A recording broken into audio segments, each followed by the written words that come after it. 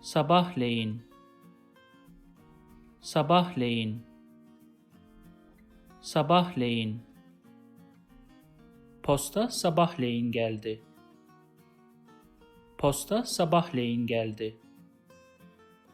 Posta sabahleyin geldi. Ali ertesi gün sabahleyin geldi. Ali ertesi gün sabahleyin geldi.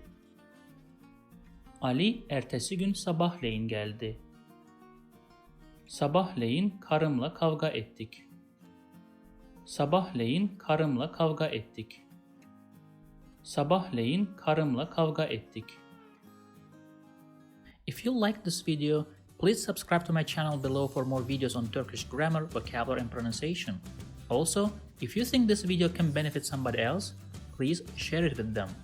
Last, if you have any comment or request, please provide your feedback in the comment section below and I'll do my best to respond as soon as possible.